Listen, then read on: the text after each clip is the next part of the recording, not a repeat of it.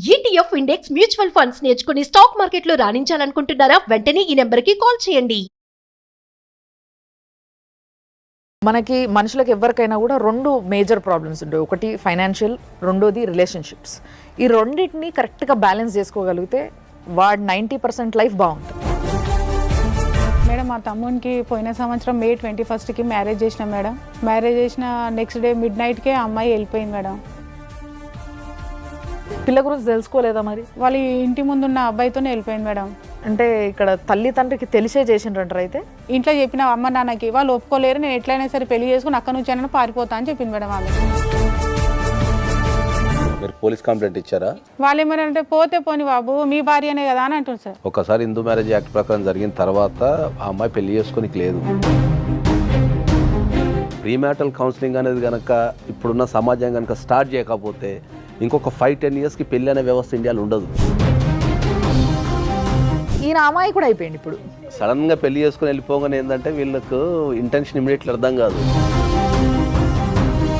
ఒక 20 లక్షలు ఇస్తాము మా పిల్లని మీ దగ్గరనే పెట్టుకోండి అని అంటే పిల్ల లేచిపోయిన పిల్లని కూడా తీసుకుపోయి మళ్ళీ ఆమెకి ఇష్టానికి విరుద్ధంగా వీళ్ళకి అంటగట్టాలని చూడటము తప్పు. మాజీ హస్బెండ్ ఏనా ఆయన, లేకపోతే ఇప్పుడు ప్రెసెంట్ హస్బెండ్? ప్రెసెంట్ అయితే సుజీత్ ఉంది. చీటింగ్ కేసు ఎలా బైగామి పెట్టచ్చు డెఫినెట్లీ. పెళ్ళైన తర్వాత పిల్ల వెళ్ళిపోయింది, అమ్మాయి కూడా అయిన అల్లుడు నాశనం, జీవితం నాశనం, పైసలు వాయే, అన్నీ వాయే. ఇప్పుడు సిగ్గు శరం లాంటివి ఏమీ లేకుండా రెండో బిడ్డను తీసుకొచ్చి మళ్ళీ ఈయన గంట పెడతాడట. ఎప్పుడైతే జీవితంలో మనకి మనుషులకు ఎవరికైనా కూడా రెండు మేజర్ ప్రాబ్లమ్స్ ఉంటాయి. ఒకటి ఫైనాన్షియల్, రెండోది రిలేషన్షిప్స్. ఈ రెండింటిని కరెక్ట్గా బ్యాలెన్స్ చేసుకోగలిగితే వాడు 90% లైఫ్ బాగుంటుంది, హ్యాపీగా ఉంటుంది. ఎప్పుడైతే ఈ రెండింటిని కలిపి చూడడం మొదలు పెడతామో, అంటే ఫైనాన్షియల్ అండ్ రిలేషన్షిప్స్, ఈ రెండింటిని ఇమోషన్ అండ్ ఫైనాన్షియల్, ఈ రెండింటిని ఎప్పుడైతే కలుపుతామో అప్పుడే అసలైన ప్రాబ్లమ్స్ అన్నీ మొదలైతాయి అనేది నాకు అనిపించింది. మన మొదటి గెస్ట్ నాగేశ్వరరావు గారు, పూజారి నాగేశ్వరరావు గారు చాలా డైనమిక్ అడ్వకేట్. ఈయన మాట్లాడడం మొదలు పెడితే ఎంత పాయింట్ ఉంటుందో, ఆయన పనిచేయడం మొదలు పెట్టింది అసలు ఎవరికి కనిపించదు కానీ, ఎందుకంటే ఆఫ్ స్క్రీన్ కాబట్టి. కానీ ఇప్పుడు వరకు జరిగిన చాలా కేసెస్లో ఆయన ఇన్వాల్వ్మెంట్ లేకపోతే అస్సలు సాల్వ్ చేయడం ఇంపాసిబుల్. సార్ నమస్తే. అండ్ ఆవిడ మాట్లాడే విధానం చూస్తే ఎదురుగోళ్ళకి నిజంగా ఆమె చెప్పింది కరెక్టే, నేను మారిపోతే బాగుండు అన్న ఫీలింగ్ కలిగేలాగా ఒక మనిషిని మనస్సుని మెలేసే శక్తి ఉన్న వాయిస్ అది. సో ఆవిడే దివ్యవాణి గారు. అమ్మ నమస్తే. సో ఇప్పుడు వచ్చిన బాధితులతోనో ఒకసారి మాట్లాడదాం, వాళ్ళ ప్రాబ్లం ఏందో చూద్దాము, దాని తర్వాత మనం దానిపైన డిస్కస్ చేసి ఏం చేయొచ్చు అనేది ఆలోచిద్దాం. అమ్మ నమస్తే. నమస్తే అండి. మీ పేరు? నా పేరు విజయ్ మేడం. విజయ్. మీ పేరు? బబిత మేడం. ఓకే. ఏంది మీరిద్దరు? మా తమ్ముడు మేడం. తమ్ముడు. Okay okay. ఎక్కడి నుంచి వచ్చారు? వికారాబాద్ నుంచి. ప్రాబ్లం ఏంది మేడం మా తమ్మునికి పోయిన సంవత్సరం మే 21కి మ్యారేజ్ చేసిన మేడం. మ్యారేజ్ చేసిన నెక్స్ట్ డే మిడ్ నైట్కే అమ్మాయి వెళ్ళిపోయింది మేడం. డబ్బు బంగారం అన్ని తీసుకుని వెళ్ళిపోయింది మేడం. డబ్బు బంగారం అంటే వాళ్ళ ఇంట్లో పెట్టిన కట్నమా, లేకపోతే? మా దగ్గర వాళ్ళు కట్నం పెట్టారు మేడం, పెళ్లి కొడుకు తరఫు నుంచే పెడతారు మేడం. మేము పెట్టినదే ఆమె పేరు మీద పెట్టుకొని డబ్బులు అవన్నీ అరేంజ్ చేసుకుని వెళ్ళిపోయింది మేడం. ఆమె ప్రీ ప్లాన్తోనే వచ్చింది మేడం. ఎంత ఉంటుంది వాల్యూ దాన్ని? 4-5 తులాస్ ఉంటుంది madam gold, 40-50 tolas silver madam, 2 lakhs cash madam. Okay. అంటే పిల్ల గురించి మీరు తెలుసుకోలేదా? అంటే లవ్ మ్యారేజా, అరేంజ్ మ్యారేజా? Arrange marriage. Arrange marriage. పిల్ల గురించి తెలుసుకోలేదా మరి? అంటే తెలుసుకునే మేడం, మంచి అమ్మాయి అనే చెప్పారు మేడం. మరి ఇంతకు ఎందుకు పోయింది మరి? ఎవరితో పోయింది? వాళ్ళ ఇంటి ముందున్న అబ్బాయితోనే వెళ్ళిపోయింది మేడం. అంటే ఆల్రెడీ రిలేషన్లో ఉందామే? ఉందంట మేడం. ఓకే. 14 years నుంచి లవ్ అంట మేడం వాళ్ళది. అంటే పెళ్ళైన నెక్స్ట్ డేనే వెళ్ళిపోయింది అంటున్నారు కదా. జనరల్గా పెళ్ళయిందంటే ఇంట్లో హడావుడి సందడి, బంధువులు అందరూ ఉంటారు కదా. సో అంతమంది ఉండగా అంత ఈజీగా ఎలా వెళ్ళిపోయింది?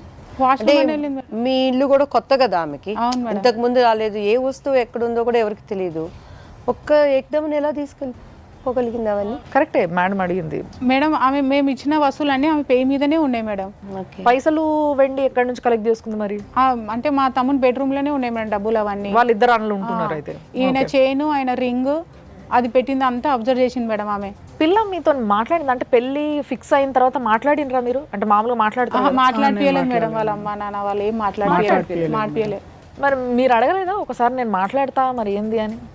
ఆమె బిజీ ఉంది. అది ఒక రోజు మేడం ఆమె సైజు కొలతలకు షాపింగ్కి సిటీకి వచ్చిన మేడం, కొలతలకు డ్రెస్ అవి తీసుకొని వస్తే కూడా వాళ్ళ అమ్మ రంజాన్ పండుగకి వేరే దగ్గరికి వెళ్తే కూడా మేము వచ్చినందుకు ఆమె ఆ పండగ వదిలిపెట్టి ఇక్కడికి వచ్చింది మేడం, ఏడా ఆమెతో కలుస్తామని. అంటే ఇక్కడ తల్లి తండ్రికి తెలిసే చేసిండ్రంటారు అయితే? ఆ అమ్మాయి అయితే అన్నది మేడం, ఇంట్లో చెప్పిన మేడం, ఇంట్లో చెప్పిన అమ్మ నాన్నకి, వాళ్ళు ఒప్పుకోలేరు, నేను ఎట్లయినా సరే పెళ్లి చేసుకుని అక్కడ నుంచి అయినా పారిపోతా అని చెప్పింది మేడం ఆమె. ఆ పారిపోతే పెళ్లికి ముందు పారిపోతే అంటే వాళ్ళు అంటే తల్లి తండ్రి కూడా బ్లాక్మెయిల్ చేస్తుంటారమ్మా. అంటే నేను రియల్గా చచ్చిపోతాను ట్రూ లవ్ అని అంటే వచ్చింది సరే, ఇష్టం లేకపోయినా పెళ్లి చేసుకున్న కట్టుబట్టలతో వెళ్ళిపోయిందని అనుకోవచ్చు. ఆ ఇల్లు చూస్తే కూడా మేడం వెళ్ళిపోదని అనుకో మేడం, సీసీటీవీ మేడం, ఇంతే ఇల్లు సీసీటీవీ, మళ్ళీ గేట్ స్టీల్ గేట్ మేడం, మొత్తం అసలు ఇంత చీమ కూడా ఈగ కూడా పోదు మేడం ఆడ. సో ఇప్పుడు మీరు ఏం అడుగుతున్నారు? వాళ్ళతో మాట్లాడినరా? వాళ్ళతో మాట్లాడినా మేడం, ఆయన మాకు ఇప్పిండంటే అది గలీజ్ది వదిలేయండి, అది రోడ్ మీద దొరికింది, ఆమె రేషన్ కార్డు లేదు, ఆధార్ కార్డు లేదు, మాకు సంబంధం లేదు. ప్రూఫ్స్ లేవు మా ఎవరు అంటున్నారు ఈ మాట? వాళ్ళ నాన్న. ఇవన్నీ పిల్ల తండ్రా? పిల్ల తండ్రి. ప్రధానంగా మీరు సరే ఆమె వస్తువులు అండ్ బంగారం తీసుకుని వెళ్ళిపోయింది కదా, డబ్బులు కూడా తీసుకుని వెళ్ళిపోయింది కదా, మీరు పోలీస్ కంప్లైంట్ ఇచ్చారా? ఇచ్చాం సార్. పోయిన రోజే పోయినాం సార్ పిఎస్. ఏమన్నారు వాళ్ళు? వాళ్ళు ఏమన్నారంటే పోతే పోని బాబు మీ భార్యనే కదా అని అంటుంది సార్. ఎఫ్ఐఆర్ కూడా 3 days తీసుకుని సార్, అది కూడా చీటింగ్ కేసు పెట్టమంటే చీటింగ్ కేసు పెట్టలేదు. ఏ ప్లేస్ పోలీస్ స్టేషన్ అది? వికారాబాద్. తర్వాత మిస్సింగ్ కేసు పెట్టారా? తర్వాత మిస్సింగ్ కేసే పెట్టారు సార్. ఆపోజిట్ నుంచి వాళ్ళ అమ్మ వాళ్ళ సెకండ్ మదర్, అమ్మాయి వాళ్ళ సెకండ్ మదర్ మాకు ఫోన్ చేసింది సార్. ఫోన్ చేసి అమ్మ మీ పోలీసు వాళ్ళు చేస్తుర్రో ఏమో వెతుకుతుర్రో లేదో, మంగళహాట్ పిఎస్లో అయితే ఆ అమ్మాయి ఉంది, మీరు రండి పోలీసు వాళ్ళు తీసుకొని అంటే మేము మాకు ఉన్న ఏఎస్ఐని తీసుకొని మేము ఇద్దరం కలిసి వెళ్ళినాం సార్. ఆడ వెళ్తే ఆ అమ్మాయి వాళ్ళ అత్త, ఇంకో ఆమె ఎవరో, 3-4 ఆమె ఎవరో ఒక లీడర్ని అట్లా తీసుకొచ్చింది సార్. ఆ అబ్బాయిని, అమ్మాయి ఉంది సార్, ఉంది. పోలీస్ అయినా కూడా ఏం చేసిన, ఏదమ్మా ఇట్లా పోయినావు కదా, తీసుకెళ్ళినావు కదా అంటే, అవును మా నాన్నకి చెప్పినా ఒప్పుకోలేదు ఆయన, అందుకే నేను ఇట్లా చేయాల్సి వచ్చిందని చెప్పింది సార్ ఆమె. తర్వాత కేసు పరిస్థితి ఏమైంది? కేసు పరిస్థితి మేము డిఎస్పీ దాకా, ఎస్పీ దాకా కూడా అట్లా పోయినాం సార్. అమ్మ చేస్తారు సార్ 2 సార్లు, ఆయన ఏం చేయలేదు సార్. వాళ్ళు చేస్తారు అది ఒకటే, ఏదన్నా ఉంటే కోర్టులో వేయండి మీరు. లాయర్ దగ్గర కూడా పోయినాం సార్ మేము, కేసు వేయండి అని చెప్పినాం, అది కూడా 1 year దానికి వచ్చింది సార్, అది కూడా అప్డేట్ ఏం లేదు. ఏమన్నా అంటేనేమో స్టాంప్ లేదు, ఫైనల్ రిపోర్ట్ ఇవ్వలేదని చెప్పారు సార్. ఫైనల్ రిపోర్ట్ ఎవరు సబ్మిట్ చేస్తారు? పోలీస్ వాళ్ళు కోర్టుకు సబ్మిట్ చేస్తారు ఫైనల్ రిపోర్ట్ చేస్తారు. సో జడ్జి గారు మొత్తం పరిశీలించిన తర్వాత ఫైనల్ రిపోర్ట్ అకార్డింగ్ టు లా ఉందనుకోండి, ఇమ్మీడియట్లీ ఛార్జ్ షీట్ చేసేసి కోర్టులో కేసు స్టార్ట్ అవుతుంది. ఒకవేళ ఫైనల్ రిపోర్ట్ వేయటంలో ఏమైనా తేడా ఉంటే జడ్జి గారు రిటర్న్ చేస్తారు. ఆ కోర్టుకు సంబంధించి ఒక కానిస్టేబుల్ ఉంటారు, అది కంపల్సరీ ఫుల్ఫిల్ చేసేస్తారు. బట్ ఎందుకు పెట్టరు వాళ్ళు ఎక్కువ. అమ్మాయి ఎక్కడుంది ఇప్పుడు? ప్రెసెంట్ హైదరాబాద్ అశోక్ నగర్ లో ఉంటుందని తెలుసు మేడం, అంతే. వాళ్ళకి పెళ్లి జస్ట్ లివింగ్ పెళ్ళి అయింది, చేసుకుంది. మేము 15 daysకి వెళ్ళాం కదా మేడం, అది నల్లపూసలతో ఇట్లా తాళి చూపిస్తుంది, నేను పెళ్లి చేసుకున్నా, నాకు ఈయననే ఇష్టం, ఈయనతోనే ఉంటా, మా నాన్న వాళ్ళు మోసం చేశారు కాబట్టి నేను మీకు చేసి. మీరు అడగలేదా మోసం చేస్తే నువ్వు నీతి మంత్రాలు అయితే నన్ను వెళ్ళిపోవచ్చు కదా, మా బంగారం ఎందుకు తీసుకెళ్లారు? బంగారం డబ్బులు. మీ కమ్యూనిటీ ఏముంది అంటున్నా? వాల్మీకి మేడం. అది అంటే మీరు హిందూసే కదా? హిందూసే సార్. ఇద్దరు హిందూసే, వాళ్ళు హిందూసే, మీరు హిందూసే. ఆ పిల్ల వాళ్ళ సెకండ్ మదర్ ముస్లిం అట. సరే వాట్ ఎవర్, ఇప్పుడు అమ్మాయి అయితే హిందూసే, వీళ్ళ మ్యారేజ్ హిందూ యాక్ట్ ప్రకారం జరిగింది. హిందూ సార్. ఒకసారి హిందూ మ్యారేజ్ యాక్ట్ ప్రకారం జరిగిన తర్వాత ఆ అమ్మాయి పెళ్లి చేసుకోనికి లేదు, చేసుకుంటే అవును డైవర్స్ అవ్వకుండా పెళ్లి చేసుకోనికి లేదు. ఒకవేళ చేసుకుంటే మీకు 494 కేసు, మళ్ళీ కొత్త కేసు పెట్టచ్చు, మీరు పోలీస్ స్టేషన్లో 494 పెట్టచ్చు, ప్లస్ మీరు డైవర్స్ అప్లై చేసుకోవచ్చు. ఓకే. సో ఇప్పుడు మీకు మీవి ఏదైతే తీసుకొని పోయిందో పిల్ల వస్తువులు కానీ పైసలు కానీ అవి రిటర్న్ ఇచ్చేయాలి, అంతే మేడం. అది మీరు తల్లిదండ్రులను అడిగితే ఏం చెప్తున్నారు వాళ్ళ తల్లిదండ్రి? వాళ్ళు గలీజోలు పెట్టా వదిలేయండి అంతే, అంతే, లేదు నేను ఇప్పిస్తా అవన్నీ ఏం లేదు. అంటే వాళ్ళకు కూడా తెలిసి జరిగింది కాబట్టి, వాళ్ళు అమ్మాయిని ఫోర్స్ చేసింది కాబట్టి ఇప్పుడు ఆ అమ్మాయి దగ్గరికి వెళ్ళి అడిగే ఎంత ధైర్యం ఉండకపోవచ్చు. వాళ్ళు ఆపోజిట్ వాళ్ళు సార్, వాళ్ళకి వీళ్ళకి అస్సలు పడదు సార్. భారతదేశంలో ఇది ఇప్పుడు నేను చాలా వేదికల మీద కొన్ని లక్షల మందికి నేను చెప్తున్నా, భారతదేశంలో వివాహ వ్యవస్థ అనేది ఫెయిల్ అయింది. దాన్ని చాలా సందర్భాల్లో చాలా స్పష్టంగా చెప్తున్నా. ఫెయిల్ అయిన తర్వాత దాన్ని రిపేర్ చేసుకోవాల్సిన బాధ్యత కూడా మనపైనే ఉంటుంది. ఓకే, మన దగ్గర ఇప్పుడు ఈ పెళ్ళికి తీసుకుంటే ఏంటంటే బిఫోర్ మ్యారేజ్ అనేది మన దగ్గర ఒక సిస్టమ్ ఉంటుంది. జనరల్గా ఒక ఎంగేజ్మెంట్ సెరమనీ ఉంటుంది, దానికంటే వాళ్ళ ఇంటికి వెళ్ళడం ఉంటుంది. పూర్వకాలంలో ఏంది అంటే ఒక 4 సార్లు ఫస్ట్ ఒకరిని పంపించి రెక్కి నిర్వహించి, తర్వాత వాళ్ళంతా బాగున్నారు, ఫైనాన్షియల్గా ఉన్నారు అనుకున్న తర్వాత చుట్టుపక్కల జనాల్ని విచారించి తర్వాత అట్లా ఒక 6-7 సార్లు పోవటం అనేది ఇట్లా ఫ్రీక్వెంట్గా జరుగుతుండే. ఈ జరిగే క్రమంలో ఏంటంటే ఏదో ఒక విషయం బయటకు వస్తుంటుంది. ఓకే, బయటకు వచ్చినప్పుడు దాని నుంచి ఆపటమో దాన్ని సరిదిద్దడమో చేస్తుండే. ఆ అమ్మాయి ఓపెన్గా తండ్రితో చెప్పింది నాకు ఈ పెళ్లి ఇష్టం లేదు అని. బాధితుడిగా తినికి అసలు తెలియదు వాట్ హ్యాపెండ్ అని. ఇక్కడ తప్పు ఎవరిది? తల్లిదండ్రులు 100% తల్లిదండ్రులు. సో ఇప్పుడు పోనీ తల్లిదండ్రులు తప్పన్నప్పుడు ఆ అమ్మాయి ఆటోమేటిక్గా తన పరిస్థితుల ప్రభావం వల్ల తెలియకుండా ఒక దొంగ కూడా అయిపోయింది. తను ప్రేమించిన అబ్బాయిని పెళ్లి చేసుకోలేకనో, కొంతమందికి పెళ్ళి అంటే ఇష్టం ఉండదు అమ్మాయిలకి. జనరల్గా రకరకాల కారణాలు కావచ్చు. ఇండియాలో that is the biggest problem. ఇండియాలో మోడరేషన్ ప్రాబ్లం ఏంది అంటే చాలామందికి ఫిజికల్ కాంటాక్ట్ మీద అవగాహన లేని అమ్మాయిలు కూడా ఉన్నారు. సో ఇవన్నీ పెళ్ళికి ముందు ఏంటంటే కంపల్సరీ కౌన్సిలింగ్ అనేది ఇవ్వమని, నేను ప్రీమ్యాటల్ కౌన్సిలింగ్ అనేది నవే డేస్ ఇండియాకి చాలా అవసరం. ఇప్పుడు ఏమైనా ఒక డైవర్స్ అడ్వకేట్ కిందనో లేకపోతే మ్యారేజెస్ ఫెయిల్ అయినో తిడుతున్నారు తప్ప ఒక పెళ్లి చేసేటప్పుడు ప్రీమ్యాటల్ కౌన్సిలింగ్ అనేది చాలా అవసరం ఇప్పుడున్న సమాజానికి. ఒకవేళ ప్రీమ్యాటల్ కౌన్సిలింగ్ అనేది కనుక ఇప్పుడున్న సమాజం కనుక స్టార్ట్ చేయకపోతే ఇంకొక 5-10 ఇయర్స్కి పెళ్ళి అనే వ్యవస్థ ఇండియాలో ఉండదు. యువత మేబీ సెల్ ఫోన్స్ ద్వారా కానీ అండ్ ఒక్కొక్కరు చేసే ఇన్సిడెంట్స్ ద్వారా దాన్ని కనెక్ట్ అయిపోతున్నారు. మంచి కన్నా ఎక్కువగా చెడుకి కనెక్టివ్ అయిపోతున్నారు. టెక్నాలజీ అనేది జీవితాన్ని ఎప్పుడో పర్సనల్ జీవితాన్ని నాశనం చేసేసింది టెక్నాలజీ. పూర్వకాలంలో ఎవరన్నా ఒక అమ్మాయి ప్రేమించింది అనుకుందాం, సపోజ్ ప్రేమించిన తర్వాత ఇంట్లో పసిగట్టారు. పసిగట్టిన తర్వాత ఏం చేశారు? అరే పసిగట్టిన తర్వాత సమాజంలో ఇది చేసిపోద్దనో, లేకపోతే ప్రేమించిన అబ్బాయి మంచోడు కాదనో, లేకపోతే కులాల డిఫరెన్స్ ఉన్నాయని చెప్పేసి ఆ అమ్మాయికి ఏం చేస్తుండే, బలవంతంగా వేరే పెళ్లి చేస్తుండే. సో బలవంతంగా వేరే పెళ్లి చేసిన తర్వాత ఏంది, ఆ అమ్మాయి వేరే ఊరికి వెళ్ళిపోతుండే. ఊరికి వెళ్ళిపోయిన తర్వాత అప్పుడు ఒకవేళ ప్రేమించిన వ్యక్తిని కాంటాక్ట్ చేయడానికి అప్పుడు సెల్ ఫోన్స్ కానీ ఇవన్నీ లేవు. లేనట్లు ఈ అమ్మాయి అక్కడికి పోయిన తర్వాత ఏం చేస్తుండే, ఆ కొత్త ఇంటికి పోయినప్పుడు ఏం చేస్తుండే, ముఖాభావంగా ఉండటము, లేకపోతే డిప్రెషన్లు ఉండటము, ఈ రకరకాలు ఉంటుండే. ఉన్నప్పుడు వాళ్ళు ఏమనుకుంటుండే, పెళ్ళైన అత్తమామలు కానీ కొత్త కదా, కొత్త ఇంటికి వచ్చింది కదా, తల్లిదండ్రులు మిస్ అవుతుందేమో అని వీళ్ళు ఆ కొరంలో ఉంటుండే. ఓవర్ ద పీరియడ్ ఏమవుతుండే అంటే అక్కడ ఉండి ఉండి ఉండి ఉండి ఒక 1 నెల రోజులకో 2 నెలలకో 3 నెలలకు అడ్జస్ట్ అయిపోయి ఆ పరిస్థితులకు అడ్జస్ట్ అయిపోయి మెల్లగా భర్తతో మాట్లాడము, కాపురాలు చేయడం, ఇట్లా చేసుకొని పిల్లల్ని అంటుండే. కానీ ఇప్పుడు అంత టైం కాదు. ఇప్పుడు అదే చెప్తున్నా, ద సేమ్ సిచ్యువేషన్లో అదే సెల్ ఫోన్ ఉంది కదా, ఎక్కడున్నా నీకు నచ్చిన బాయ్ ఫ్రెండ్తో నువ్వు తెల్లవాళ్ళు కాంటాక్ట్లో ఉంటే ఇంకా నీ కనెక్షన్ ఎక్కడ కట్ అయిపోతుంది. వీళ్ళ దగ్గరకు వస్తే పాపం ఈయన అమ్మాయి కూడా అయిపోయింది. ఇప్పుడు ఒకటి వీళ్ళు చేసిన తప్పు ఏదైనా ఉంది అని అంటే ఒకటి ఏంటంటే పిల్లతోనే నేను మాట్లాడాలని గట్టిగా అడుగు ఉండాల్సింది. There are n number of cases. నాకు డైలీ రెగ్యులర్గా 50 to 100 కేసెస్ కొత్తవి వస్తాయి నా దగ్గరికి పర్ డేకి. ఇవి వచ్చినప్పుడు ఈ డేటా అంతా అనలైజ్ చేస్తే ఏముంటుంది తెలుసా, మ్యాక్సిమం పెళ్ళి అనేది వితిన్ 1 month నుంచి 2 months మధ్యలో అవుతుంది. పెళ్లి చూపుల దగ్గర నుంచి పెళ్ళికి. దీంట్లో మ్యాక్సిమం మేము మాట్లాడుకోవడం లేదు, మాట్లాడుకోలేదు అనేది సెకండ్ అంశం ఉంటుంది. ఎందుకు అంటే టైం లేదనో, లేకపోతే ఎన్ఆర్ఐస్ వెళ్ళిపోవాలనో, లేకపోతే వీసా ప్రాసెస్ అనో, లేకపోతే ఇంకో ప్రాసెస్ అనో ఏదో ఒక కారణం చెప్తారు. మామూలుగా అయితే ఎంత ఉండాలంటారు సార్? నేను ఒక 6 months ఎబో ఉండాలంట. నేను పూర్వకాలంలో ఏంది అంటే ఒక మనిషికి సంబంధించిన ఇన్ఫర్మేషన్ అనేది ఎక్కడున్నా దొరుకుతుండే. మైగ్రేషన్ లేదు. ఒక వ్యక్తికి సంబంధించిన ఇన్ఫర్మేషన్ ఒక ఊరుకో ఒక పట్టణానికి వెళ్ళి అరే ఫలాని వ్యక్తి ఎట్లా అంటే 2 నిమిషాలల్లో వాడి కోపం ఉందా, వాడు పిచ్చి పనులు చేస్తుండా, వాడు మంచోడా, డిగ్నిటీ ఉందా అనేది ఒక రియల్ గ్రౌండ్ రిపోర్ట్ వస్తుండే మనకు. ఇప్పుడు మైగ్రేషన్ పెరిగిపోయింది. ఇప్పుడు పుట్టంగానే తీసుకెళ్ళి హాస్టల్లో వేయటమో, లేకపోతే చదువుల కోసం తల్లిదండ్రులు, జాబ్ల కోసం తల్లిదండ్రులు ఇంకో దగ్గర ఉండి పిల్లల్ని ఇంకో దగ్గర పెట్టడము, ఈ కుటుంబాలు అనేటివి విచ్ఛిన్నం అయిపోయిన తర్వాత ఎక్కడ కూడా మనకు రియల్ రిపోర్ట్ ఒక వ్యక్తికి సంబంధించిన రిపోర్ట్ రావడం లేదు. మీరు ఏం చదువుకున్నారు? మీరు inter discontinue sir. Inter discontinue చదువుకున్నారు. ఏం పని చేస్తున్నారు? ప్రైవేట్ జాబ్ మేడం, బ్యాంక్లో. బ్యాంక్ ప్రైవేట్గా చేస్తాను.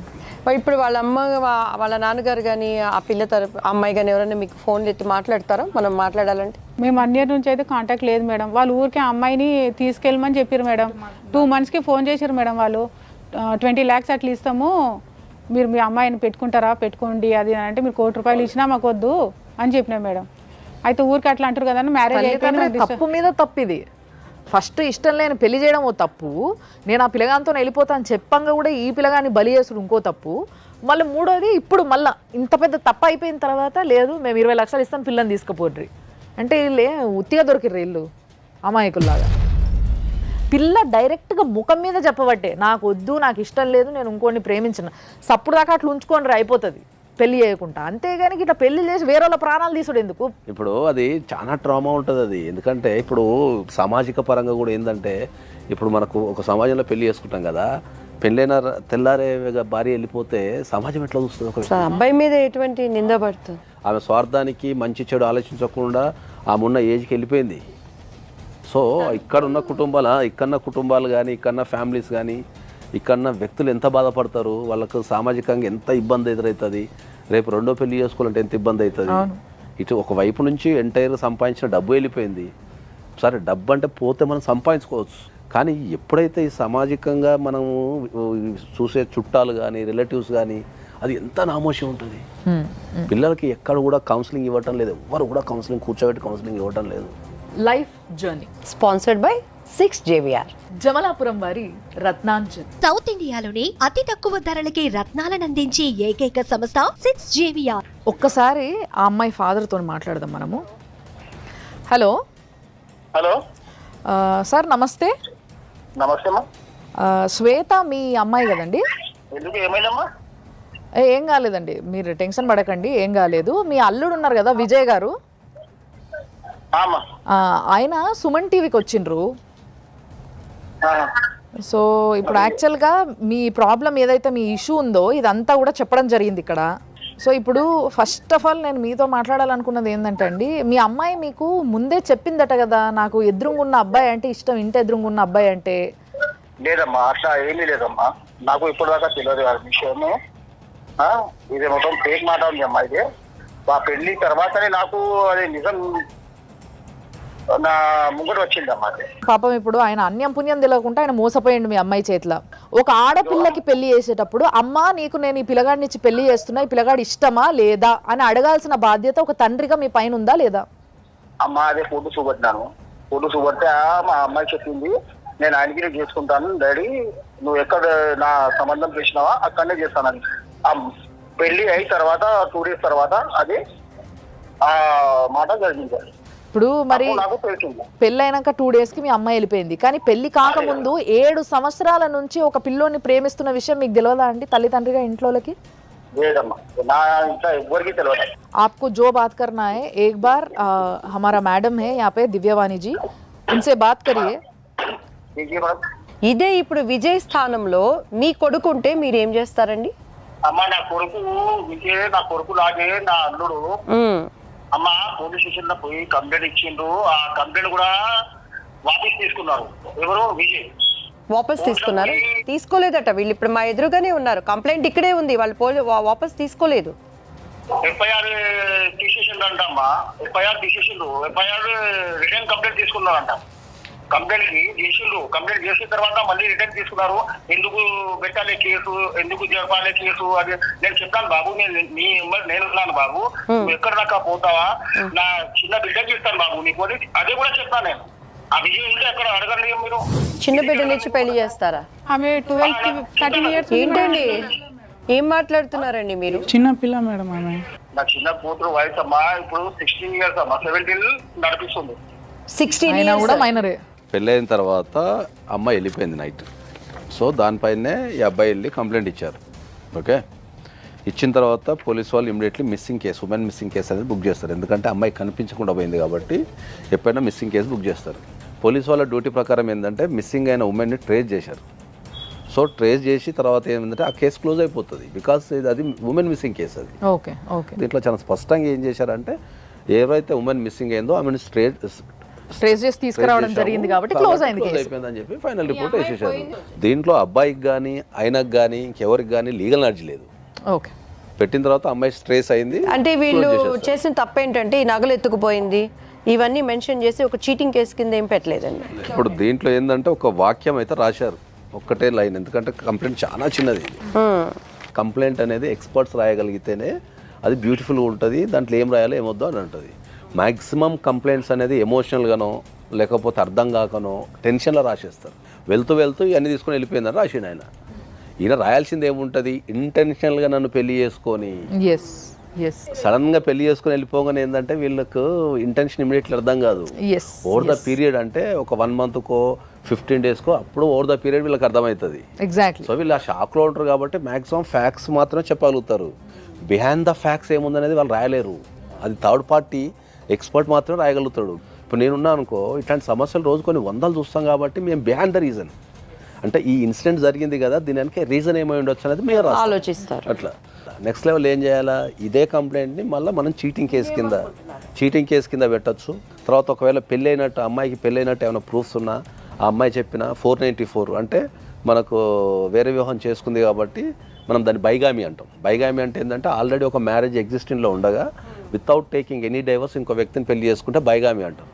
బైగామి కింద కూడా ఆయన ఇమ్మీడియట్లీ కేసు పెట్టారు. దానికి శిక్ష ఎలా ఉంటుందండి? బైగామికి మీకు అప్ టు 5 years జైలు శిక్ష పడుతుంది. మేము అడుగుతున్నది ఒకటేనండి, సింపుల్గా చెప్పేయండి. మీ నిర్ణయం ఏమనుకుంటున్నారు? వాళ్ళ బంగారం పెళ్లికి ఏం పెట్టారో అది ఇచ్చేస్తారా, లేకపోతే కోర్టుకు వెళ్ళి చూసుకోమంటారా?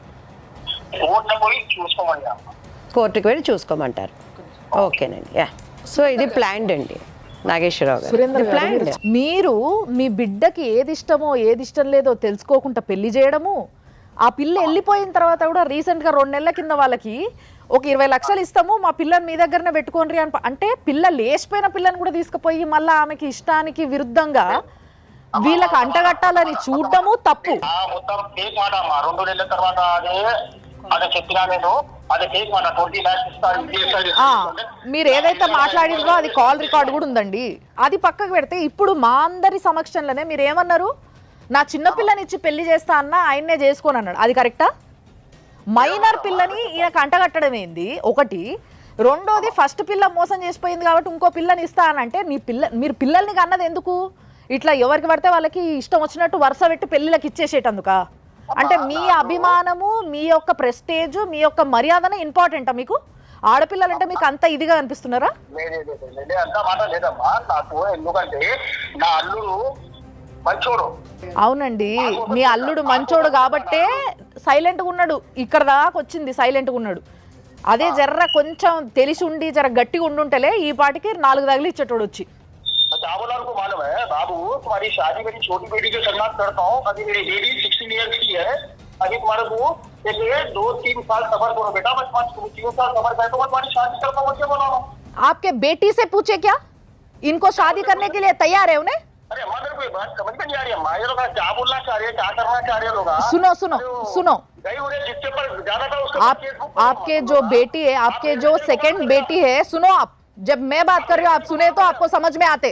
मेरी बेटी को फ्यूचर देखना है. मेरी बच्ची का वो मर गए मेरे लिए. क्यों है मर गए मेरे लिए. उसके ऊपर क्या केस बुक करते क्या करते कर लो. बच्चा बोल हो जाए करो बोलते बोलो जाके. अरे तुम केस फाइल करो भाई. मेरे एडवोकेट को भी बोला मैं. ఇంతకన్నా దరిద్రమైన తల్లి తండ్రులు ఎవ్వరు ఉండరని నేను డైరెక్ట్ చెప్తా. అరే బిడ్డకి పెళ్ళి చేసిర్రు, ఆ పిల్లకి ఇష్టమా లేదా? లేదు, పెళ్ళి అయిపోయింది. పెళ్ళి అయిన తర్వాత పిల్ల వెళ్ళిపోయింది. అమాయకుడైన అల్లుడు నాశనం, జీవితం నాశనం, పైసలు వాయే, అన్నీ వాయే. ఇప్పుడు సిగ్గు శరం లాంటివి ఏమీ లేకుండా 2వ బిడ్డను తీసుకొచ్చి మళ్ళీ ఈయన గంట పెడతాడట. ఏమైనా బుద్ధి ఉందా? సరే ఈయన వేసుకుంటాడు, అవును నా అల్లుడు మంచోడు కాబట్టి నా అల్లుడిని వేరేళ్ళకు కొనియకుండా నా పిల్లనే ఇచ్చి అంటగడతా అని ఆయన అనుకోవచ్చు. కానీ ఆ పిల్లకి, చిన్న పిల్ల, ఆ పిల్లకి పెళ్లి చేసుకోవాలంటే ఏ ఆడపిల్లకైనా కూడా అరే నా భర్త ఇట్లుండాలి అని ఒక ఆలోచన ఉంటుంది కదా. మరి ఇప్పుడు ఈ బావని పెళ్లి చేసుకుని ఇష్టమా అని అంటే మొన్నటిదాకా మా అక్కకి ఇచ్చి నా కళ్ళ ముందే పెళ్లి చేశారు కదా అన్న ఫీలింగ్ ఆ పిల్లకు ఉండదా? అంటే ఆడపిల్లల ఫీలింగ్స్ కావా? సో దీనికి అంతటి కన్నింగ్ వాట్ ఈస్ ఆయన మైండ్ సెట్ ఏంటంటే ఎక్కడ డబ్బులు ఇవ్వాల్సి వస్తుందో. ఆమె రైట్ అండి, డబ్బులు ఇప్పుడు ఇవ్వాల్సి వస్తుంది. కూతురు తీసుకున్న దొంగతనం ఇంకంతే తప్పించుకుని. ఇప్పుడు ఆల్రెడీ ఆయన మైండ్ ఎంత ధైర్యం లేకపోతే కోర్టులో చూసుకోండి అంటున్నాడు. ఇప్పుడు అడ్వకేట్ గారు పక్కన చెప్తున్నారు యా ఇట్స్ లీగల్, ఆ ఫోటోలు ఉన్నా కూడా ఇరుక్కుంటారని చెప్తున్నా కూడా ఆయన అంత ధైర్యంగా చెప్తున్నాడంటే ఈజ్ కన్నింగ్ ఫెలో అని అర్థమైపోతుంది. సో మీరు ధైర్యంగా ఉండి అడ్వకేట్ గారిని సంప్రదించి మీరు ఇంక్లూడింగ్ మీ అత్తామామల మీద కూడా మీరు చీటింగ్ కేసు పెట్టచ్చు. ఫస్ట్ అత్తామామల చీటింగ్ కేసు పెట్టచ్చు. Cheating case along with bigamy పెట్టచ్చు మీరు డెఫినెట్లీ. రెండోది వచ్చేసి మీరు కంపల్సరీ డైవర్స్ ఒకవేళ మీకు కావాలి అనుకుంటే మీరు డైవర్స్ 494 పెట్టుకుంటే మీకు డైవర్స్ ఈజీగా వచ్చే అవకాశం ఉంటుంది. తర్వాత మీరు డైవర్స్తో పాటు మీరు డైవర్స్లో కానీ లేకపోతే సపరేట్గా కానీ ఇప్పుడు ఆమె ఎత్తుకెళ్ళిన బంగారం అండ్ మనీ రికవరీ సూట్ కూడా వేసుకోవచ్చు మీరు. శ్వేత మాట్లాడుతున్నావు అమ్మా? నేను శ్వేతనే మాట్లాడుతున్నా మేడం. ఓకే అండి, నేను సుమన్ టీవీ నుంచి మాట్లాడుతున్నా. మీ మాజీ హస్బెండ్ విజయ్ ఉన్నాడు కదా, మాజీ హస్బెండ్ ఏనా ఆయన లేకపోతే ఇప్పుడు ప్రెసెంట్ హస్బెండ్? ప్రెసెంట్ అయితే సుజీత్ ఉంది. సరే ఇప్పుడు ఇంతకుముందు విజయ్ అనేట నేను పెళ్లి చేసుకున్నావు కదా తల్లి, ఆ, మీ తల్లిదండ్రులు పెళ్లి చేసారు కదా నీకు బలవంతంగానో ఏదో ఒక విధంగా, ఆ, ఆయనకు విడాకులు ఇచ్చినావు అమ్మ నువ్వు, ఇయ్యలే. మరి ఇవ్వకుంటూ ఇంకో పెళ్లి ఎట్లా చేసుకుంటావు అమ్మ నువ్వు? అది మొత్తం ఖతం అయిపోయింది కదా, మేము పిఎస్ లో మాట్లాడినాం. పిఎస్ లో అమ్మ ఖతం అయిపోయింది అని ఎప్పుడు అంటారు తెలుసా? ఆ, నువ్వు డివోర్స్ ఇచ్చినప్పుడు అంటారు. డివోర్స్ ఎందుకు ఇవ్వలేదు మరి? నువ్వు డివోర్స్ ఇచ్చేసి వాళ్ళ సొమ్ములో ఏవైతే పట్టుకపోయినా అవి వాళ్ళకి ఇచ్చేసి నువ్వు ఎవరితో నువ్వైనా బాధ ఉండేది కాదు కదా. పాపం ఆ పిల్లగాడు అట్లా ఉన్నాడు కదా. ఆయన కూడా వేరే పెళ్లి చేసుకున్నా మేడం, ఆయన కూడా వేరే పెళ్లి చేసుకుని, నేను కూడా వేరే పెళ్లి చేసుకున్నా. నీ మాజీ హస్బెండ్ విజయ్ ఇక్కడనే ఉన్నాడు. అయ్యా నీకు ఇంకో పెళ్లి అయిందా? పెళ్లి చేస్తారా? నిజం చెప్పండి. కాలేదు మేడం. నీకు ఎవరు చెప్పారు ఆయన నాకు పెళ్లి అవసరం అయిందని? లేదు మేడం, నేను ప్రెగ్నెంట్ ఉన్నా, ఎక్కువ నాకు అవసరం లేదు. 8 months నడుస్తుంది, నాకు అవసరం లేదు ఎవరితో. సరే మరి ప్రెగ్నెంట్ ఉన్నావు కదా, ఓకే. వాళ్ళు నీ పైన కేసు వేసుకుంటారంట. వాళ్ళు నువ్వు విడాకులు ఇవ్వకుండా పెళ్లి చేసుకున్నావు కాబట్టి అది కరెక్ట్ కాదు. దానిపైన వాళ్ళు కేసు వేసుకుంటారంట. అదే చెప్పడానికి ఫోన్ చేసిన, ఓకేనా? నా హస్బెండ్ వచ్చినాక మాట్లాడిస్తా. సరే మంచి. కనీసం ఆ అమ్మాయికి ఉన్నంత స్పష్టత కూడా మీకు లేకుండా పోయింది లాలో. ఆ అమ్మాయి చాలా స్పష్టంగా చెప్తుంది, పోలీస్ స్టేషన్ వచ్చినా పోలీస్ స్టేషన్లు అన్నీ అయిపోయినాయి, నేను పోయి పెళ్లి చేసుకున్నా, ఆయన పోయి పెళ్లి చేసేసుకున్నాడు అని చెప్పేసి చాలా అయిపోయిందని విషయాన్ని చాలా స్పష్టంగా చెప్తున్నది. వాళ్ళ నాన్నకు భయపడి పిఎస్కి వచ్చి ఆమె సరెండర్ అయింది సార్ అక్కడ మంగళఘాట్ పిఎస్లో. అంతే, భయపడి వచ్చింది అంతే. కానీ ఏం దీంట్లో నిజం చెప్పాలంటే ప్రధానంగా అన్ని తప్పులు మీ సైడ్ నుంచి ఉన్నాయి. వెరిఫై చేసుకోవాల్సిన బాధ్యత. ఒకవేళ ఆ అమ్మాయి మాట్లాడతాం లేదు పెళ్ళికి ముందే అంటే ఎందుకు మాట్లాడతాం లేదు, ఆ సమస్యని మీరు అక్కడనే సాల్వ్ చేసుకొని ఉంటే, ఒకవేళ అమ్మాయితో మాట్లాడి పెళ్లి ముందు అట్లా మాట్లాడుకోరు సార్. వాళ్ళ ఫాదర్ వాళ్ళ గిట్ట ఇప్పుడు నేను కాదంటాను లేనమ్మా, మన భారతదేశంలో రకరకాల కులాలు, మతాలు, పద్ధతులు, ఆచారాలు కొన్ని వందలు ఉంటాయి. ఇప్పుడున్న సమాజంలో పెళ్ళికి ముందు కంపల్సరీ మాట్లాడాల్సిన అవసరం ఉంది. సో అక్కడ ఒక తప్పు జరిగిపోయింది. దాని తర్వాత ఏమైంది, లీగల్గా తీసుకునే ప్రొసీడింగ్స్ కూడా చాలా గట్టిగా లేవు. అది మెయిన్, దట్ ఈస్ మెయిన్ అండి. లీగల్గా కనుక స్టార్టింగ్లోనే ఇప్పుడు ఒకవేళ ఇప్పుడు మిస్సింగ్ కేసు పెట్టారు కదా, ఈ మిస్సింగ్ కేసు క్లోజ్ అయిన ఎంబటే ఇమీడియట్లీ మళ్ళీ చీటింగ్ కేసు ఎంటైర్ ఫ్యామిలీ మీద కనుక పెట్టుంటే ఎలాంగ్ విత్ అంటే వీళ్ళకు కూడా తెలుసు, వీళ్ళు ఫాదర్ మదర్ ఒకటి తెలుసు. నాగేశ్వరరావు గారు, ఒకవేళ ఆ అమ్మాయి మోసం చేయాలనుకుంటే మాట్లాడినా కూడా మోసం చేసి ఉండొచ్చు. తండ్రికి భయపడి ఫాస్ట్ అయింది. ఇప్పుడు వీళ్ళకి కావాల్సింది ఏంటి? డబ్బు కావాలి, లీగల్గా డివోర్స్ డైవర్స్ కావాలా, డబ్బు మనం కావాలా? చేయగలమా? మనం డెఫినెట్లీ చేయొచ్చు. Yes. దాంట్లో ఆయనకు మీకు వచ్చిన అదే కదా ఇబ్బంది ఏం కావాలి. లేదు. అంతే మేడం. ఇప్పుడు అమ్మాయి వచ్చినా ఇప్పుడు వీళ్ళు తీసుకోరు. దీంట్లో డైవర్స్ చాలా ఈజీగా వచ్చేస్తుంది. ఎందుకంటే ఆల్రెడీ అమ్మాయి వేరే మ్యారేజ్ చేసుకుంది, ఆల్రెడీ కన్సీవ్ అయిపోయింది కాబట్టి ఆమె దొరికిపోయింది. ప్రెగ్నెన్సీ లేదు అంటే మనం మ్యారేజ్ని ప్రూవ్ చేయడం కష్టం. Yeah. తనే నోట్తో చెప్తుంది. నోటితో చెప్తుంది, మనకు అక్కడ రేపు కోర్టుకు పిలిచినా కూడా సాక్ష్యాలు ఉంటాయి, పిల్లలు ఉంటారు కాబట్టి ఆయనకు డైవోర్స్ అనేది చాలా ఈజియెస్ట్ ప్రాసెస్. రెండోది క్రిమినల్ కేసు అనేది కూడా ఆయన పెట్టుకోవచ్చు.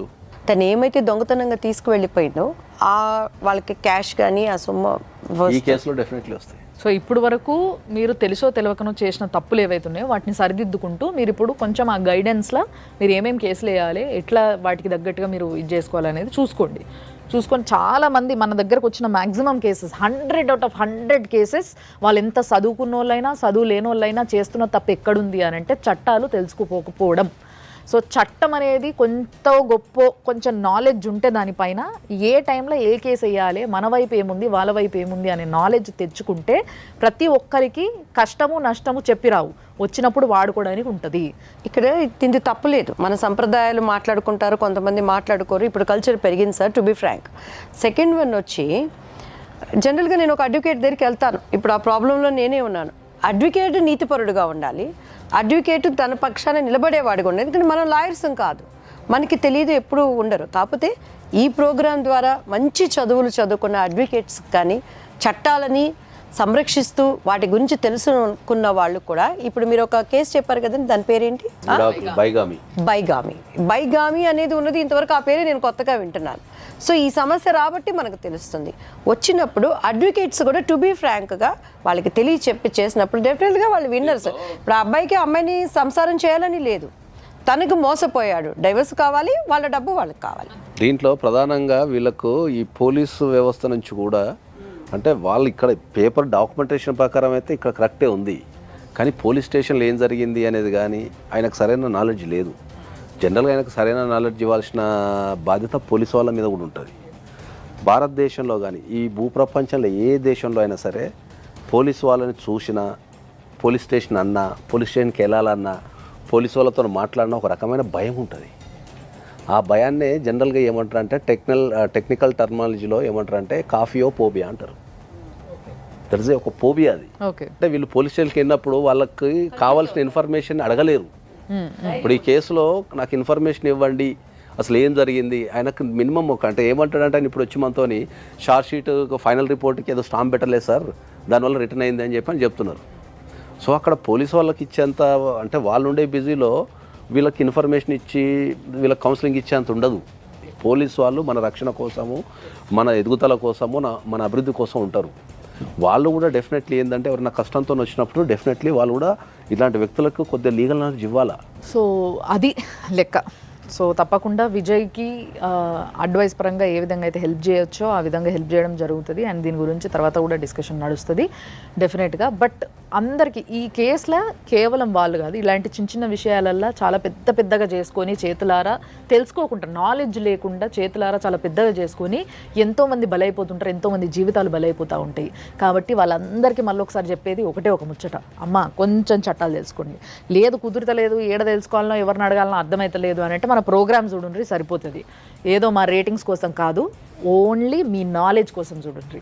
తప్పకుండా సార్ చెప్పే ప్రతి మాట మీకు ఎక్కడనో ఒక దగ్గర పనికి రావచ్చు, ముందుగానే ప్రిపేర్ అయి ఉండండి. అండ్ దయచేసి పోలీసులకు కూడా ఒక రిక్వెస్ట్, చాలామందికి చట్టాలు తెలియవు, వచ్చిన వాళ్ళకి అసలు ఏం అడగాలనో తెలియదు, వాళ్ళు ఏం చెప్పినా కూడా సరే అని తలకాయ ఊపి వెళ్ళిపోయేటోళ్ళు చాలామంది ఉంటారు. ఎందుకంటే పోలీసు వాళ్ళు అంటే ఒక భయం, ఇప్పుడు సార్ చెప్పినట్టుగా అదొక ఫోబియా. సో అందుకోసమే కొంచెం దయచేసి వచ్చిన వాళ్ళకి జరిగిన అన్యాయం ఏందో ఇని వాళ్ళు ఏ కేసు పెట్టుకుంటే ఏం జరుగుతుంది, వాళ్ళ దిక్కు న్యాయం ఎంత ఉంది, ఇవన్నీ కూడా ఐడెంటిఫై చేసి వాళ్ళకి కొంచెం గైడ్ చేసేటోళ్ళు ఒకళ్ళు ఉంటే బాగుంటుంది. మీ బిజీలో మీరు ఉంటారు, మీరు ఏం ఖాళీ ఉండరు నాకు తెలుసు. కాబట్టి ఒకళ్ళని అట్లీస్ట్ అట్లా అపాయింట్ చేసుకోండి అని చెప్పి నేను ఒక రిక్వెస్ట్ పెడుతున్నా. చూసారు కదా